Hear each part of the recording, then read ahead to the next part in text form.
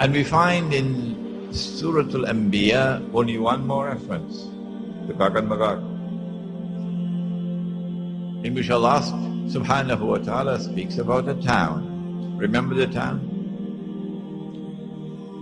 And He had destroyed the town, punished it by destroying it,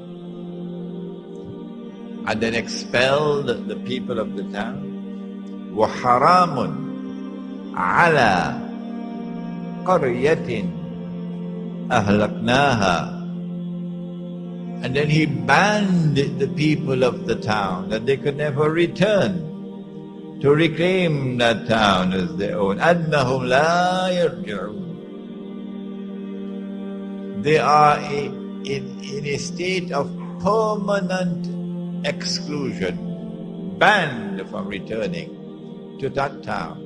Hatta, until when?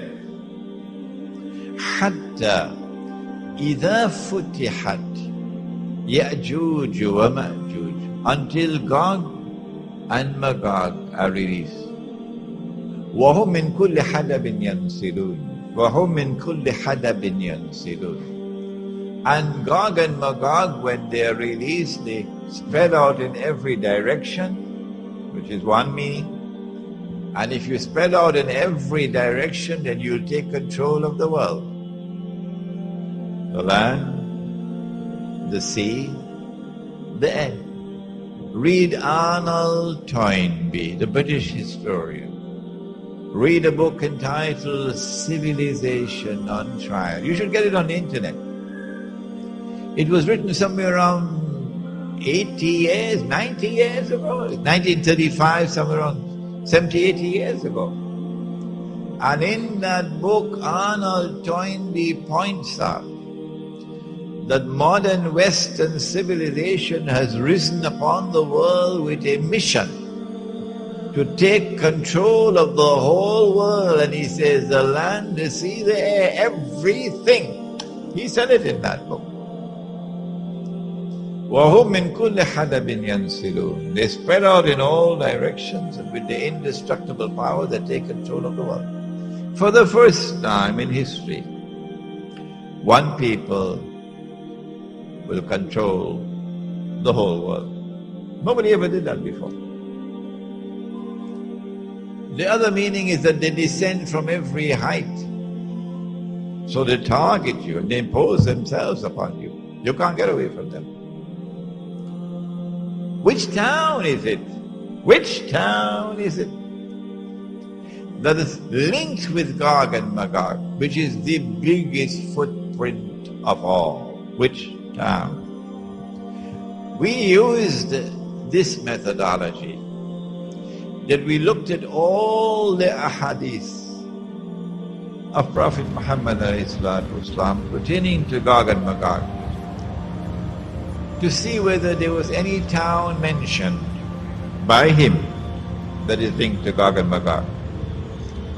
And when we had studied all the ahadith, we found only one town, only one in the hadith. And it is Baytul Maqdis, Jerusalem, Al-Quds. And so we said, well, here is a hypothesis which is already resting on fairly firm foundations, since this is a town mentioned in the hadith that is connected with Gog and Magog. So let's look and try on the shoe and see whether it fits. Why can't we do that? So then we looked at Jerusalem, and we found that this is a town which was destroyed by Allah, and Banu Israel were expelled from the town, even though Allah had given the land to them. The first time that they violated the covenant with fasad, وَقَضَيْنَا إِلَى بَنِي إِسْرَائِيلَ فِي الْكِتَابِ لَتُفْسِدُنَّ فِي الْأَرْضِ مَرَّتَيْنِ وَتَعْلُنَّ عُلُوًّا كَبِيرًا. The first time they committed fasad, He expelled them and then banned them from returning For 100 years they were in Babylon. And then he allowed them to return. And then the second period of fasad. And then he punished them again and he expelled them. And having expelled them this time, he left the door open for them. Despite all your wickedness, it is still possible. Asa Rabbukum an yarhamakum. It is still possible for you to be forgiven and have mercy. There's only one door. This is the door.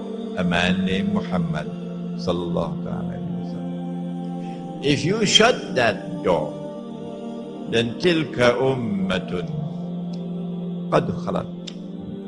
You finish. Divine punishment will now begin. And if you are taken for a ride and brought back to the Holy Land by Gog and Magog, and you return with your fasad, then guess what I'll do with you? وَإِنْ عُدْتُمْ عُدْنَا. If you return with your fasad, your wickedness, your oppression, I will return with my punishment. The first time was an army that punished them. The second time was an army that punished them. The third time it will be an army that will punish them.